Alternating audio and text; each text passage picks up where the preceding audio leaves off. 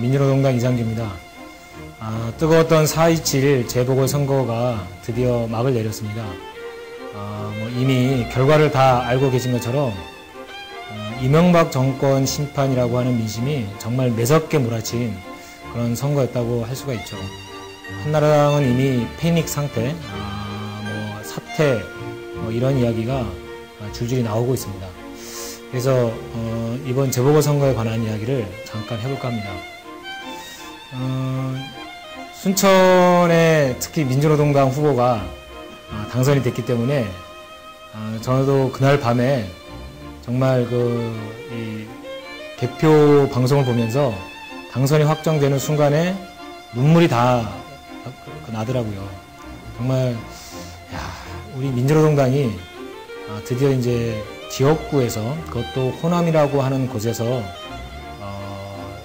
원내진임하는구나. 그 과정에 이제 흘릴 땀방울들, 숱한 고생들, 이런 것이 생각이 나서 하여튼 굉장히 가슴이 찡했습니다. 제가 최근에 주로 현장에 있느냐고 이 내부의 자세한 이야기나 생생한 것까지를 다 이렇게 전달해 드리지 못해서 좀 그러긴 하지만, 오히려 현장에서 바라보는 약간은 객관적인 이런 내용들도 이렇게 좀 도움이 되지 않을까, 이런 생각도 좀 되고요. 이번 재보궐선거는 무엇보다도 이명박 정권에 대한 심판, 한나라당의 참패, 그리고 야권연대의 승리, 이렇게 요약할 수가 있겠죠. 그런데 이제 조금 좀 깊이 들어가서 봐야 할 대목들이 있는데, 승리의 이 결정적 요인이 된 곳은 당연히 분당과 그리고 강원이잖아요. 사실 분당의 손학규 대표가 나왔을 때 주변에 적지 않은 분들, 특히 이제 소위 정치를 한다는 분들은 손학규 대표가 번지수를 잘못 골랐다, 저거는 죽음으로 가는 길이다, 이런 식으로까지 생각을 했었습니다. 그런데 저도 그렇고 저 주변의 민주노동당 당원들은 손학규 대표가 출마한 것만으로도 굉장히 높이 이렇게 평가를 했었거든요. 그런 정도의 승부수를 던지지 않고서 어떻게 MB와 싸울 수 있으며 어떻게 한국 정치를 바꿀 수 있단 말이냐, 이런 얘기들을 했었는데, 그게 정말 민주노동당 당원들뿐만이 아니라 분당 우파의 마음을 다 사로잡은 게 아닐까, 이런 생각이 이제 드는 거죠. 분당도 그렇고 강원도 그렇고 최문순 도지사가 정말 이길 수 있을까? 초반에는 이것을 이렇게 확신하는 분들이 많지 않았단 말이죠. 그렇지만 대응을 안 할 수는 없고, 이 패장이 되더라도 제대로 한번 멋있게 싸워본다, 이런 의미가 저는 없지 않아 있었을 것이다 라고 보거든요. 물론 과정에서는 엄기영 후보 측에 말도 안 되는 불법 선거, 콜센터 이제 이런 것도 영향을 줬겠지만,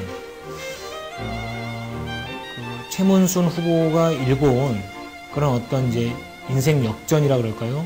그리고 본인이 비례대표 의원임에도 불구하고 의원직을 내놓고 질 수도 있는 곳에 뛰어들었다고 하는 이런 점들이 상당히 새롭게 다가오는 데모라는 거죠.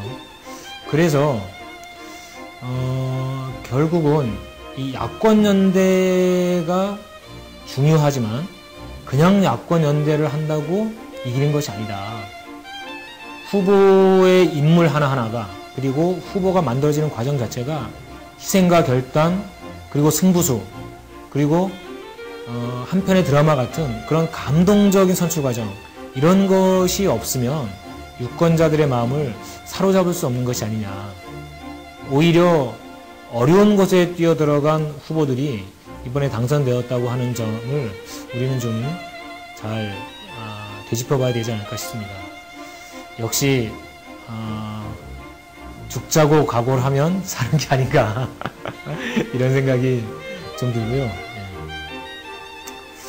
예. 이제 그런 면에서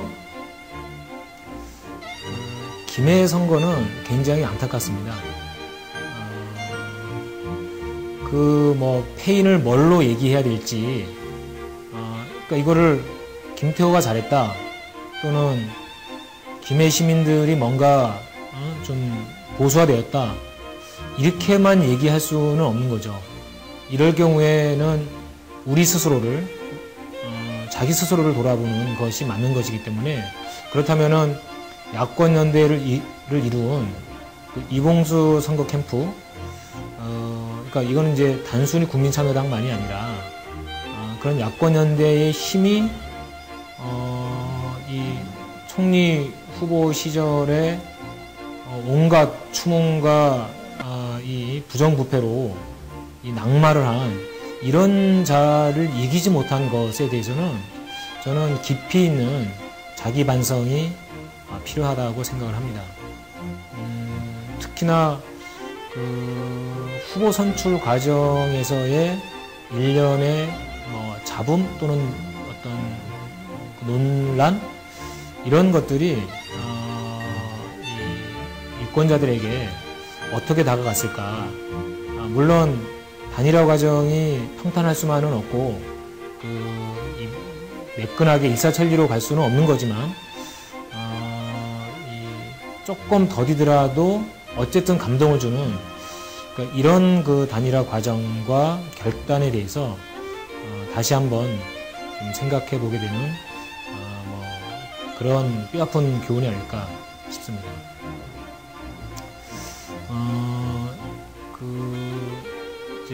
이제 순천 얘기를 좀 이제 해야 되는데, 순천을 놓고 보면 민주당은 대단한 결단을 했다고 먼저 얘기하고 싶습니다. 왜냐하면 이제 무공천을 한다는 게 쉽지만은 않은 거였고, 실제로 무소속 후보가 난립했을 때 그 무소속 후보들은 전부 다 민주당 성향이었을 뿐만 아니라 당선이 된 후에 민주당에 의해서 간택받기를 바라는 그런 마음으로들 다들 나왔고, 또 그렇게 선거운동들을 했죠. 그럼에도 불구하고 민주당이 무공천을 하고, 그리고 이제 박 전 원내대표가 망설이다가 결국은 직접 지원 유세를 한 것까지 포함해서 대단한 결단을 했다고 생각을 합니다. 그리고 이제 이것과 동시에 이제 참 이게 얘기를 들어보니 그렇더라고요. 이번에 순천에 나온 후보들은 대부분 순천고 출신입니다. 순고 출신이 아니면은 명함도 내밀 수 없었다. 그 중에는 화려한 전직 경력이 있는 장관도 있고 대통령 비서실에 일을 했던 이런 분들도 있고 그랬었는데, 김선동 후보는 민주노동당 사무총장을 했다고 하는 거 말고는 아무런 경력이 없는 거죠. 그냥 플랜트 이 건설을 하는 그냥 이런 노동자, 이 경력밖에 없는, 그래서 초기에는 순천 유권자들도 도대체 이 사람이 누구냐, 이런 정도였다고 합니다. 사실 제가 이제 이런 얘기를 하는 거는 제가 지금 현장에 가 있는데 묘하게 비슷한 처지여가지고 좀 동병상련 같은 이런 마음도 사실 좀 들기도 했고, 김선동 후보를 그래서 더더욱 응원을 했었는데, 순천의 승리는 한편에는 야권연대의 승리, 민주당의 결단과 동시에 계급투표라고 하는 점이 있었습니다. 민주노총이 말 그대로 올인을 했고, 순천에 있는 모든 민주노총 조합원들을 한 명 한 명 만나 들어가면서 그들을 대거 결집을 시키면서 실제로 한 10,000명 가까운 이런 노동자들이 투표를 하게 됐죠. 정말 대단하다고 하지 않을 수가 없고, 단순히 이것은 득표 전략에서만이 아니라 민주노동당뿐만이 아니고 야권연대가 나아가야 될 방향, 즉 정책과 가치를 중심으로 뭉친다고 했을 때 그것은 노동자, 농민, 서민을 중심에 놓는 그런 그 진보적 정책의 확장 속에서 이루어져 나가야 한다라고 하는 것을 웅변하고 있는 것이 아닌가 싶습니다. 사실 이제 이러한 점은 춘천뿐만이 아니라 울산 동구에서도 마찬가지였죠. 정몽중 자본이 현대중공업을 통해서 판을 쳤고 그 직원들을 대거 풀고 어떤 직원은 선거 당일날 자기가 그 1번을 찍고 그것을 사진 촬영을 하다가 적발되기까지 하는 이렇게 고강도의 그런 그 통제가 있었음에도 불구하고 그 비정규직 노동자뿐만이 아니라 일선에 있는 그 현장 노동자들이 표심은 바로 민주노동당 야권 단일 후보에게 가 있었다라고 하는 점이 중요한 의미를 지닌다고 생각을 합니다. 이게 이제 한나당과의 싸움일 뿐만 아니라 자본이 거대하게 힘을 갖고 있는 곳에서도 우리가 결집하면 야권 연대가 힘을 모아나가면 이길 수 있다라고 하는 것을 보여준 것이 아닌가 하는 점 때문이죠. 어쨌든 이제 이번 선거를 이제 겪으면서 이제 새로운 정치정이 이제 펼쳐질 텐데 이명박 정권 이미 시작한 레임덕이 지금까지는 좀 가려워져 있었지만 이제는 그 포장을 완전히 뜯어버리고 적나라하게 가시화가 되는 이런 상황이 오지 않을까 생각이 됩니다. 이미 이 홍준표 최고위원이 박근혜 시대라고 얘기할 정도로 지금 자중질환에 빠지고 있는데, 왜냐하면 박근혜의 영향력은 강원도에서 확인된 거거든요. 엄기영 후보를 밀었지만 역부족이었다라고 하는 것이 드러나는 것이고, 흔한 말로 수첩공주의 영향력은 수첩 테두리 안에 있는 거 아니냐, 잘해야 대구 경북 테두리 안에서 맴도는 거 아니냐라고 하는 것이 오히려 확인되는 거기 때문에 박근혜 시대라고 하는 것은 한나라당 스스로가 모든 것을 다 버리고 대구 경북에 이렇게 집거하겠다 라고 하는 것밖에 되지 않는다. 좀 참 딱한 생각이 들 정도입니다.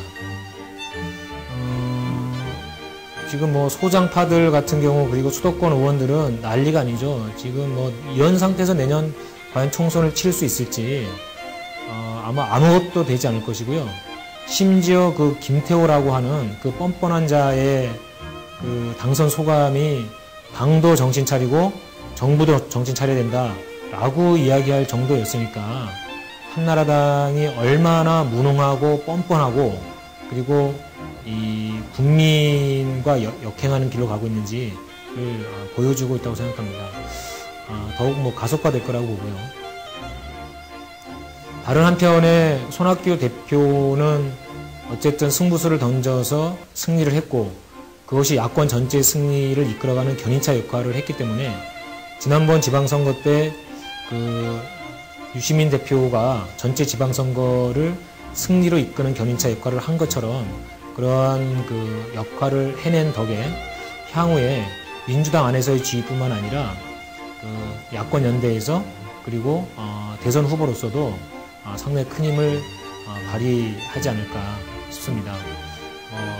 사실 이번에 그 행동을 놓고 보면 지난번 지방선거 때 보여준 유시민 대표나 이번 그 재보선거에서 보여준 손학규 대표 같은 사람들이야말로 충분히 국민의 지도자, 민중의 희망이 될 수 있는 사람들이 아닌가 싶습니다. 여기에다가 또 저희 진짜 이 얼짱이자 정말 인기를 한 몸에 독차지하고 있는 이정희 대표님이 부상했다고 하는 것도 같이 말씀을 드리지 않을 수 없습니다. 여러분, 이정희 대표님 정말 사랑해 주셔야 됩니다.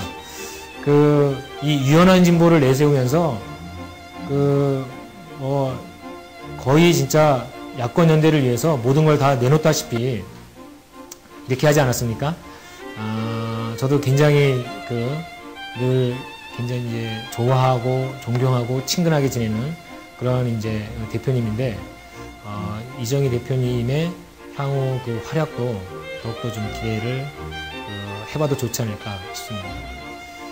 제가 이제 마지막으로 이제 하나 드리고 싶은 말씀이, 아마 아시는 분들은 알고 계실 텐데요. 이번에 야권 연대는 높은 수위에서 실현이 됐습니다. 그 전에 은평 선거에서는 좀 실망스러운 부분이 없지 않았죠. 그럼에도 불구하고 지난 은평 재보궐선거 때 후보 단일화 합의문에는 이 조항이 분명히 들어있었습니다. 후보를 내지 못한 정당, 즉 민주노동당과 국민참여당을 이야기하는 거죠. 이 두 정당에게 다음 선거 때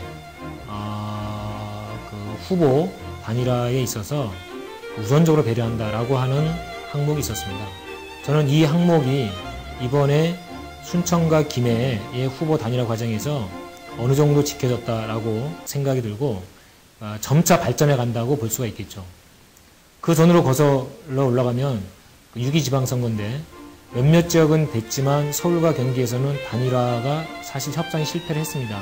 결국 후보 단일화만 됐던 거죠.